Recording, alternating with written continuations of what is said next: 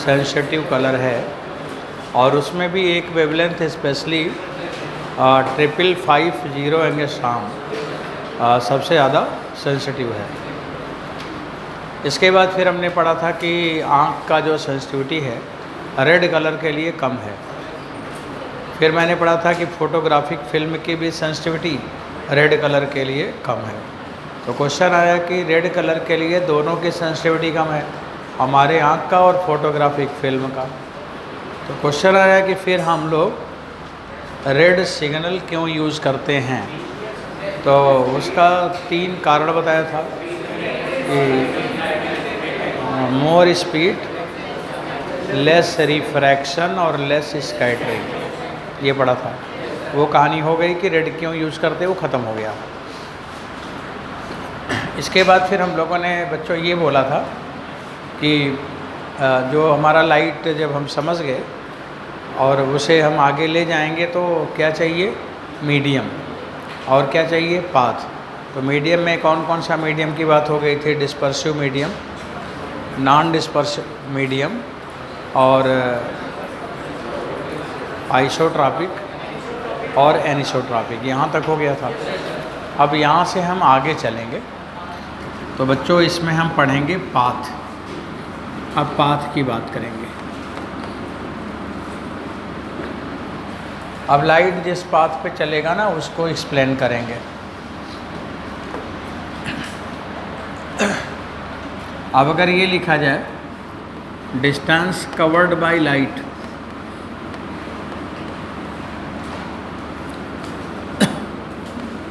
Distance covered by light, distance covered by light in medium. अगर किसी medium में light distance cover करे तो उस पाथ को हम लोग कहेंगे ज्योमेट्रिकल पाथ, ज्योमेट्रिकल पाथ। तो मैंने लिखा कि distance covered by light in medium other than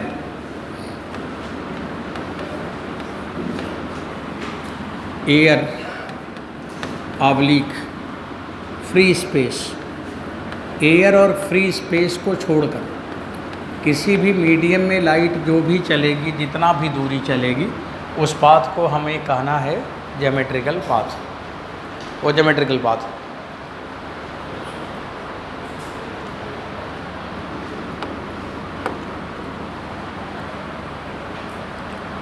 और फिर लिख रहा हूँ डिस्टेंस कवर्ड बाय लाइट,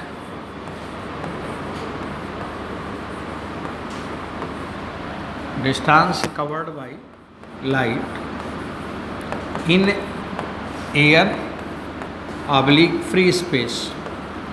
बच्चों एयर में जो चले, वैक्यूम में जो चले, उसको हम लोग कहते हैं ऑप्टिकल पाथ। तो एक हो गया ज्योमेट्रिकल पाथ, एक हो गया ऑप्टिकल पाथ। तो ऑप्टिकल पाथ क्या है, ज्योमेट्रिकल पाथ क्या है, आइडिया लग रहा है। तो अब इन दोनों में क्या रिलेशन है वो सीखना है आपको। पाथ तो हम समझ गए कौन ज्योमेट्रिकल है कौन ऑप्टिकल है। अब इसके बाद यहाँ पे हम एग्जाम्पल लेते हैं।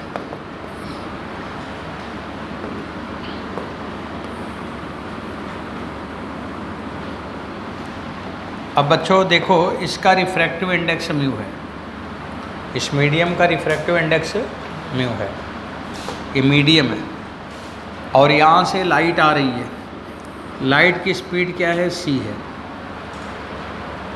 ये मान लो कि x बराबर 0 है और यहाँ पे आते आते x बराबर l हो जाएगा और फिर ये आगे लाइट जाएगी। तो देखो बच्चों, जब ये लाइट मीडियम में चलेगी तो उसकी स्पीड बदल जाएगी। इसमें क्या हो जाएगा, v, और v का मान क्या होगा, c से छोटा। ये मीडियम है जिसका रिफ्रैक्टिव इंडेक्स म्यू दिया है। और वही जब लाइट एयर में फिर जाएगी तो फिर इसकी स्पीड क्या हो जाएगी, c। यहाँ पे एयर में रहेगी तो यहाँ भी c। तो क्या हो रहा है कि जैसे ही लाइट मीडियम में एंटर करती है वैसे उसका अपने आप स्पीड घट जाता है, ऑटोमेटिक घट जाता है। और फिर जब वैक्यूम में आएगा तो फिर अपने आप बढ़ जाता है। तो इसका मतलब लाइट की जो स्पीड है वो अपने आप कम भी होती है और बढ़ भी जाती है। उसमें कोई डीजल पेट्रोल पंप नहीं चलाते कि बढ़े घटे, अपने आप घटता और बढ़ता है। अब हम ये लिखेंगे कि मीडियम में लाइट कितने समय तक चली। तो आप लिखेंगे time up to which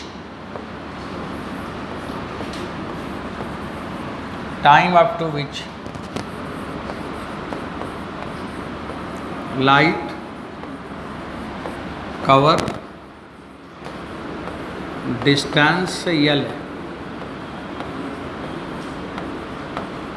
distance L in medium. तो लिखा है कि time up to which light cover distance L in medium. बच्चों ये टाइम इक्वल टू होगा डिस्टेंस अपॉन स्पीड।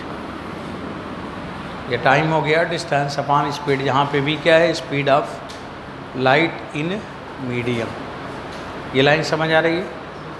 इसको अच्छे से समझना है। देखो ऑप्टिक्स जो है ना, आपको क्लास में ही सीखना है और अच्छे से सीखो, जिससे कि ये टॉपिक आपका तैयार होता चला जाए, तो आपका लोड अपने आप ख़त्म हो जाएगा। और ये स्कोरिंग वाला टॉपिक है, स्कोर करते हैं बच्चे। इस लाइट ऑप्टिक्स हुआ, मॉडर्न फिजिक्स हुआ, अगर ये जिसको नहीं आया, समझ लो चाहे आईटी का हो चाहे मेडिकल का हो, पहले तो उसका सिलेक्शन नहीं होता और दूसरा कभी वो बोर्ड नहीं पास होता। इलेक्ट्रिक मैग्नेट तो जिसको बहुत लोग फंस जाएंगे, नहीं आएगा तो नहीं आएगा, लेकिन इसमें सबको आएगा। तो इसलिए ये बहुत ही सिंपल और बहुत सारे बच्चों के लिए बहुत ही अच्छा माना जाता है, according to selection, according to board paper, उसके लिए। तो अब चलिए, ये आपको टाइम मिल गया कि कितने समय में ये यल दूरी चलेगा। अब हम लिखेंगे इसके बाद optical path.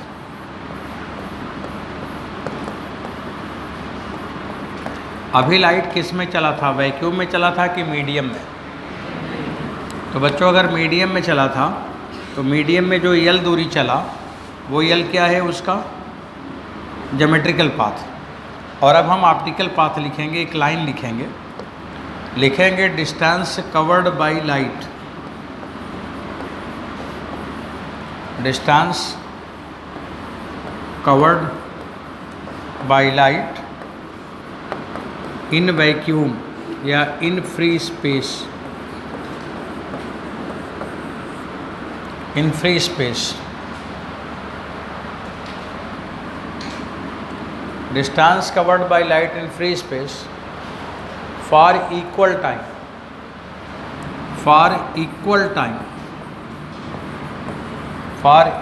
Time up to which it cover distance L in medium. तो कहने का मतलब ये हुआ कि लाइट जितने समय तक मीडियम में चली, उतने ही समय तक अगर वैक्यूम में चलती तो जितना दूरी चलती उसे हम लोग क्या कहेंगे, ऑप्टिकल पाथ।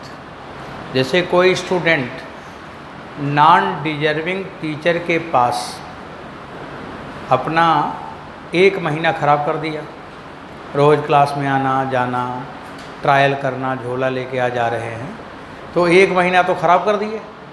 अगर उतने ही समय किसी सही क्लास में पढ़े होते तो कितना आगे गए होते। वही है ऑप्टिकल पाथ। और वही उतना समय जो उनका ख़राब हुआ तो पिछड़ गए, इसीलिए सिलेक्शन से दूर हो गए। सिलेक्शन ना होने का सबसे बड़ा कारण बच्चों का ये होता है कि वो कुछ दिन तक अगर कोई बच्चा कमज़ोर है तो क्या करेगा, ऐसे जगह ढूंढेगा जहाँ कि उसको ABCD समझ में आ जाए। उसको ये मतलब नहीं है कि हमें एग्ज़ाम भी देना है, उसको ये मतलब है कि छोटी छोटी बात बताते हैं, मज़ा आता है सीखने में। अब वो 2 महीना पढ़ा तो 2 महीना तो ख़राब कर ही दिया, क्योंकि जो पढ़ा वो तो आएगा नहीं। और जो आना था उसको गुरुजी पढ़ाए नहीं। अब उतना 2 महीने अगर वो कहीं पढ़ा होता तो उसका लाइन लेंथ सही हो जाता कि नहीं। तो सबसे बड़ा प्रॉब्लम क्या है कि हम मीडियम में जब चलें तो कितना समय चले, उतना ही अगर हम मान लीजिए वैक्यूम में चले होते तो कहाँ तक गए होते, उसी को क्या कहते हैं, ऑप्टिकल पाथ। तो ऑप्टिकल पाथ और ज्योमेट्रिकल पाथ में ऐसे ही रिलेशन बनेगा। तो बच्चों मैंने लिखा कि distance covered by light in free space for equal time up to which it cover distance L in medium. तो मैं लिखूँगा ऑप्टिकल पाथ। तो ऑप्टिकल पाथ बताओ, वैक्यूम में जब लाइट चलेगा तो डिस्टेंस है ना, ऑप्टिकल पाथ क्या है, डिस्टेंस है। तो डिस्टेंस बराबर स्पीड, स्पीड इनटू टाइम। उतना ही समय अगर वैक्यूम में चलता तो इसकी स्पीड v थोड़ी होगी, उसकी स्पीड क्या होगी, स्पीड ऑफ लाइट c होगी, 3 × 10⁸ होगी। अब आपने यहाँ पे लिखा c और t का मान L/v, फिर आप लिखोगे यहाँ पे C/v इंटू L।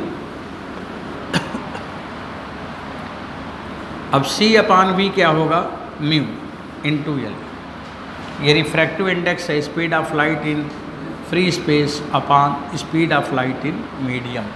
बच्चों ये हो गया ऑप्टिकल पाथ।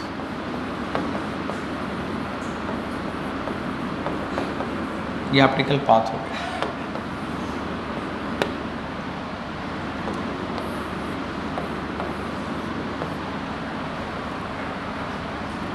ऑप्टिकल पाथ की वैल्यू क्या हो गया, म्यू इंटू ज्योमेट्रिकल पाथ। तो ऑप्टिकल पाथ हो गया म्यू इंटू ज्योमेट्रिकल पाथ।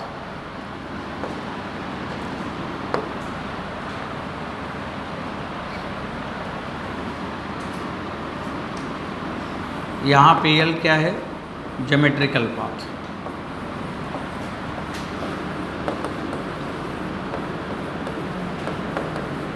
बच्चों अगर टाइम कांस्टेंट हो, अगर टाइम कांस्टेंट हो तो ऑप्टिकल पाथ कांस्टेंट होगा कि बदल जाएगा। Optical path c into T है, c कांस्टेंट है और t भी कांस्टेंट हो जाए तो ऑप्टिकल पाथ क्या होगा, कांस्टेंट हो जाएगा। इसलिए हम अब नीचे लिखेंगे न्यूमेरिकल के हिसाब से बात, for given time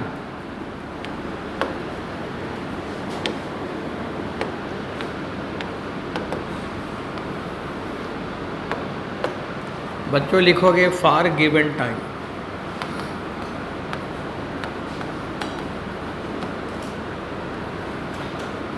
optical path कभी नहीं बदलेगा, ऑप्टिकल पाथ हमेशा कांस्टेंट होगा। तो ऑप्टिकल पाथ कांस्टेंट होगा तो इसका मतलब म्यू और एल का मल्टीपल कांस्टेंट होगा। इसका मतलब हुआ μ1 L1 बराबर μ2 L2 बराबर कांस्टेंट। ये आपको मिल गया एक कॉन्सेप्ट। एक सवाल मैं पढ़ रहा हूँ, ये μ1 L1 बराबर μ2 L2 कब लिखोगे, जब टाइम अलग अलग होगा कि इक्वल होगा, इक्वल होगा। मतलब यहाँ पे प्रॉपर्टी है, जैसे बायल लॉ पढ़ते हो, PV बराबर कांस्टेंट तो टेम्परेचर नहीं बदलता, तो यहाँ μL बराबर कांस्टेंट तो टाइम नहीं बदलता, टाइम नहीं बदलता। कोई क्वेश्चन बोला कि जितने समय तक, सवाल सुनो, जितने समय तक लाइट पानी में 300 मीटर गया, उतने ही समय तक अगर ग्लास में चलता तो कितना दूर चलता। तो पानी का म्यू 4/3 और कितना चला, 100 मीटर या 300 मीटर। तो ग्लास का म्यू 3/2 में कितना चलता, तो रख लोगे तो आ जाएगा कि नहीं, μ1 L1 बराबर μ2 L2।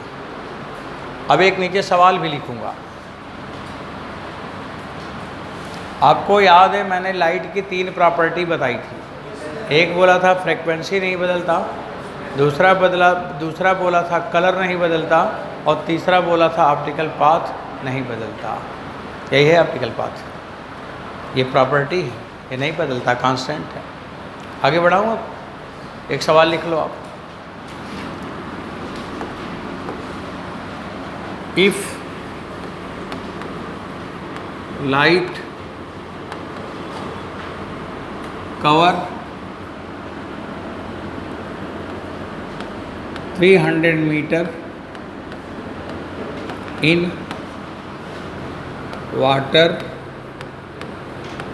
ऑफ म्यू बराबर 4/3, then find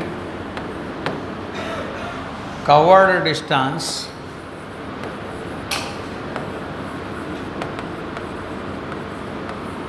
in medium of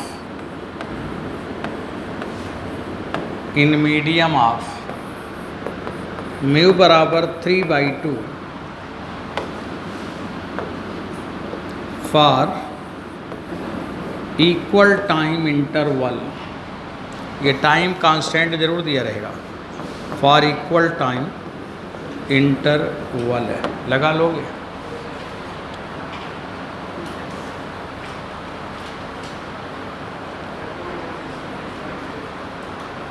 to 200 meter. अब 200 है कि नहीं है देख लो। हाँ ठीक है, देखो बच्चों सवाल मैं ला रहा हूँ, आप सलूशन बताओ, मैं लिख लूँ तब आप लिखो।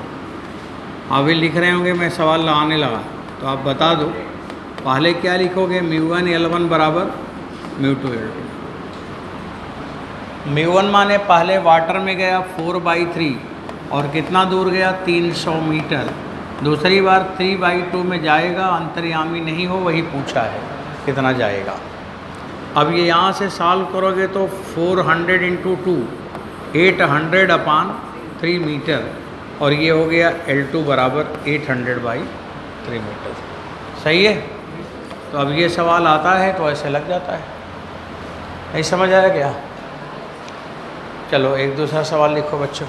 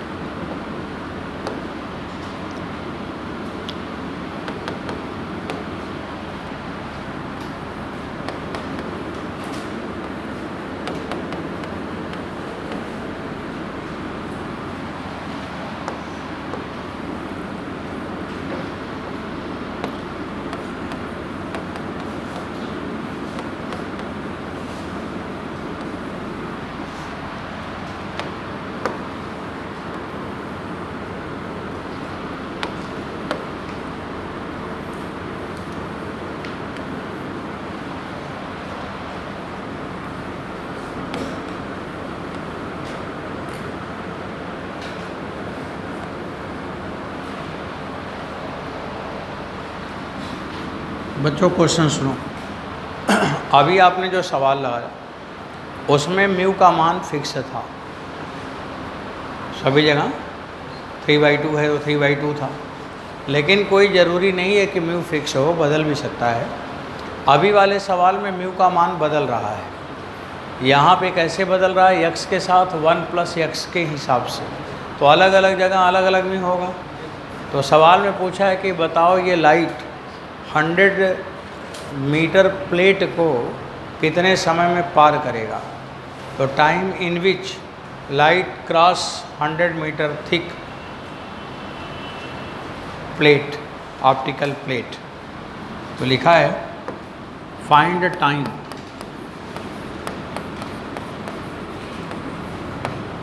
इन विच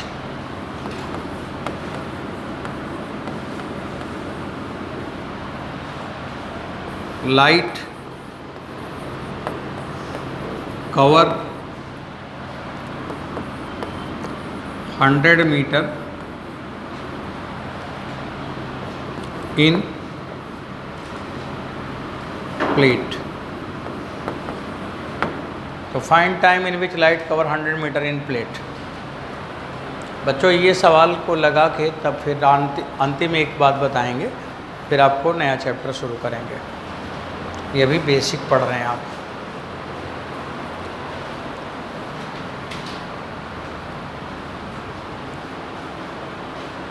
शुरू करो, लगाना, सब लोग लगाना शुरू कर दिया करो, बैठना नहीं है, एकदम अच्छा रिजल्ट लाना है।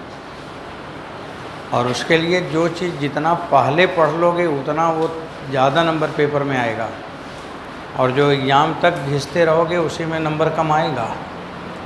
इसलिए जो जितना पहले पढ़ लो उतना अच्छा है।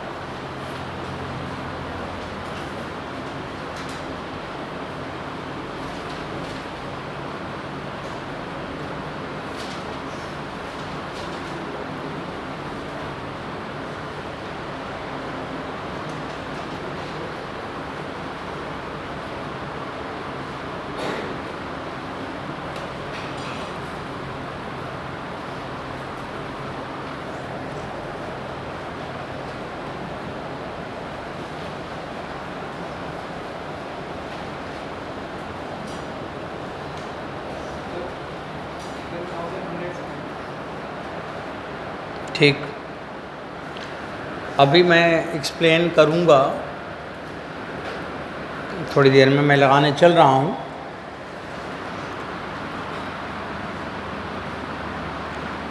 बच्चों सब लोग देखो, मैं थोड़ा समझाता हूँ। यहाँ पे इस प्लेट के अंदर सभी जगह लाइट की स्पीड इक्वल होगा कि अलग अलग जगह स्पीड अलग अलग होगा? अलग अलग जगह अलग होगा। क्यों? क्योंकि म्यू का मान बदल रहा है। तो जब अलग अलग जगह अलग अलग स्पीड होगा तो आप फिर लगा चुके, कैसे लगाएंगे? अब उसका तरीका क्या है कि स्पीड हर जगह इक्वल हो तो अच्छा है। तो ज्योमेट्रिकल पाथ में 100 मीटर की दूरी में हर जगह स्पीड तो इक्वल है नहीं। तब हम क्या करेंगे कि ये जो ज्योमेट्रिकल पाथ है इसको हम बदलेंगे ऑप्टिकल पाथ में, और जब ये ऑप्टिकल पाथ में बदल जाएगा तो उस पाथ में लाइट की स्पीड हमेशा क्या होती है? कितना होती है?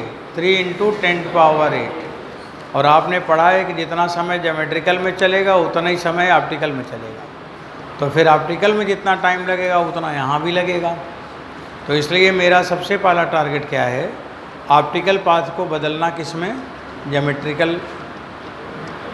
ज्योमेट्रिकल पाथ को बदलना ऑप्टिकल पाथ में। तो मैं थोड़ा लिख लूँगा, तब आप लिखना।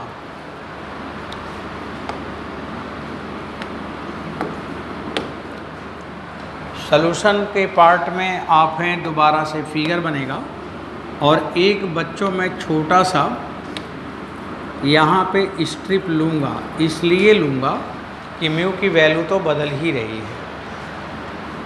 अब ध्यान से पहले सुन लो तब लिख लेना। अब यहाँ पे इसकी जो थिकनेस है वो कितना है? dx, और ये x दूरी पर है। x दूरी पर विड्थ हमने कितना लिया? dx, ये लिया। आप लिखोगे ऑप्टिकल पाथ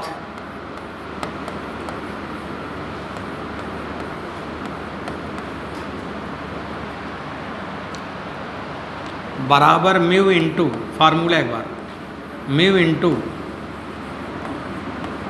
ज्योमेट्रिकल पाथ। अभी लिखे थे ना आप, तो जो फार्मूला है ना उसी को तो यूज करोगे। बच्चों लिखा है ऑप्टिकल पाथ बराबर म्यू इंटू ज्योमेट्रिकल पाथ। अब ऑप्टिकल पाथ को मैं लिखूंगा dl। यहाँ पे ऑप्टिकल पाथ को मैं dl लिख रहा हूँ, और ज्योमेट्रिकल को x लिखा जा रहा है। तो dl बराबर क्या होगा? Mu into dx। सही है? जो dx लेंथ है ये, वही मीडियम की जो दूरी है, अगर वैक्यूम का होता तो कितना, या यही ज्योमेट्रिकल ऑप्टिकल होता तो कितना। तो ऑप्टिकल बराबर म्यू इंटू ज्योमेट्रिकल। बच्चों म्यू का मान 1 + x इंटू dx, ये dl हो गया। l बराबर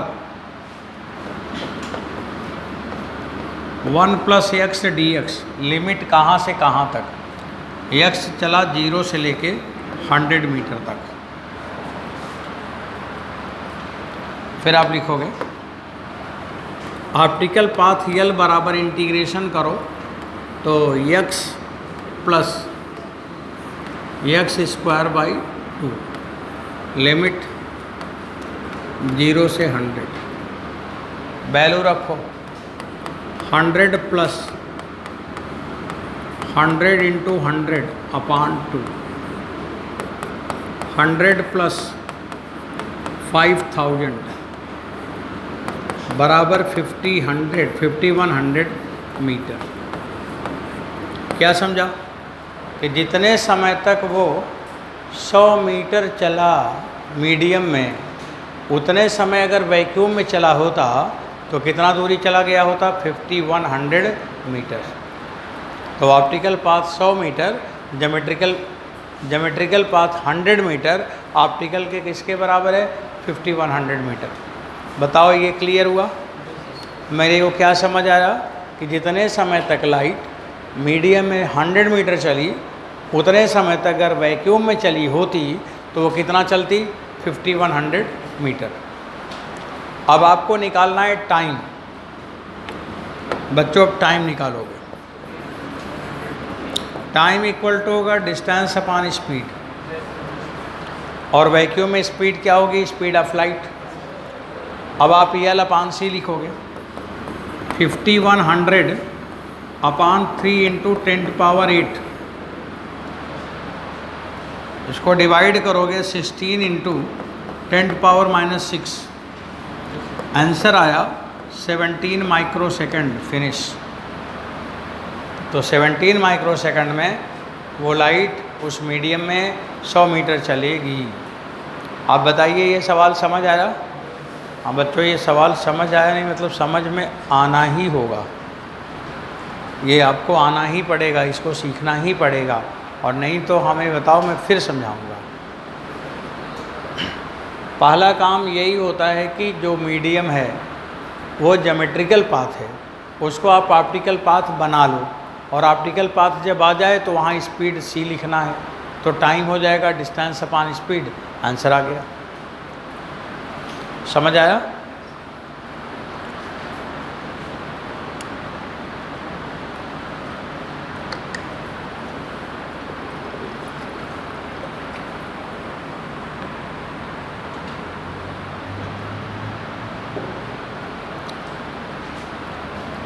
अब आप लिखिए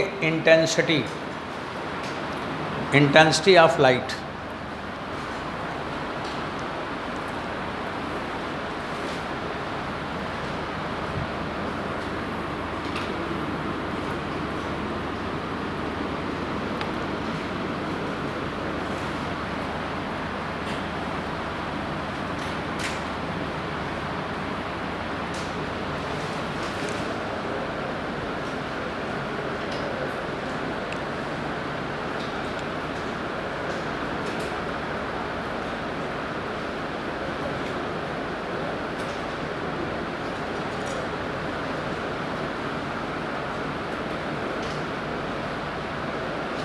हो गया?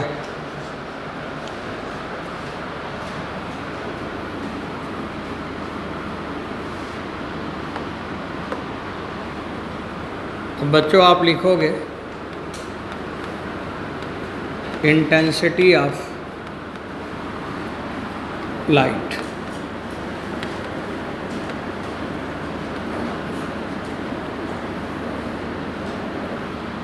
लाइट भी लिख लेना और ये भी लिख लेना, इलेक्ट्रोमैग्नेटिक वेव।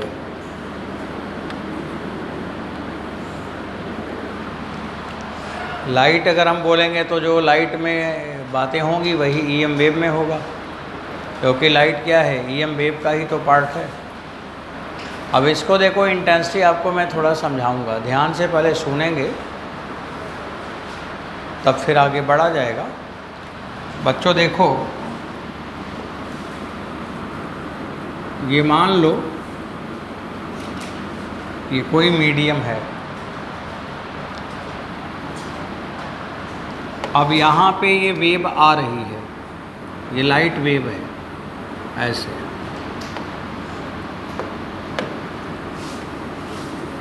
ये लाइट वेव आ रही है, और जब ये लाइट वेव आ रही है तो इसकी इंटेंसिटी यहाँ पे I0 है। इसके बाद जब यहाँ से ये बाहर निकलती है ऐसे,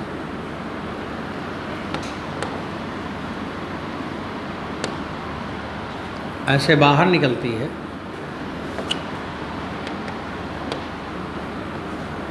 ऐसे। तो बच्चों जब ये बाहर जाने लगती है तो इंटेंसिटी हो जाती है I। अभी कितनी है I0, और अब क्या हो जाएगा I। तो ये इंटेंसिटी लाइट की बताई जा रही है कि ये बदल जाती है। यहाँ पे I0 है, वहाँ पे I हो गया। अब ये कितना दूरी चला, मान लो कि ये दूरी x चला,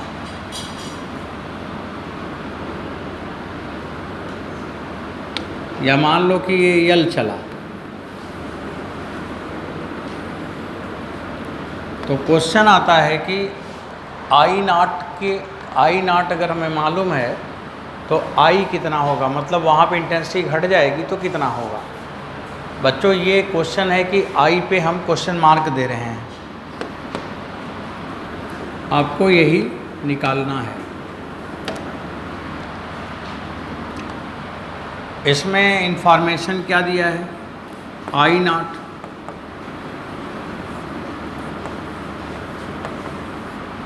इंटेंसिटी ऑफ लाइट,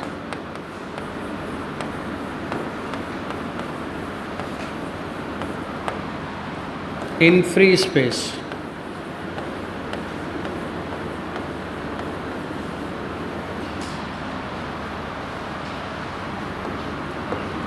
और यहाँ पे म्यू लिखा है, एब्जॉर्प्शन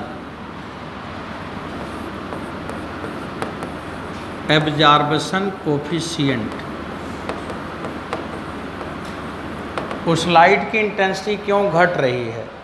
अगर मीडियम उस लाइट को एब्जॉर्ब करे तो एनर्जी उस लाइट की मीडियम एब्जॉर्ब करता जा रहा, तो फिर उस लाइट में जो एनर्जी थी पहले निकलेगी तो उतना ही रहेगा कि घट जाएगा, घट जाएगा। तो क्यों घट रहा है, क्योंकि मीडियम क्या कर रहा है, लाइट को एब्जॉर्ब कर रहा है। और बच्चों म्यू यहाँ पे रिफ्रैक्टिव इंडेक्स नहीं है, यहाँ पे म्यू को क्या लिखा है, एब्जॉर्प्शन कोएफिशिएंट। ये मत समझना कि रिफ्रैक्टिव इंडेक्स है, हम दोनों को एक ही नोटेशन यूज़ किया है, ये ध्यान रखना है, ये एब्जॉर्प्शन कोएफिशिएंट है। अब हम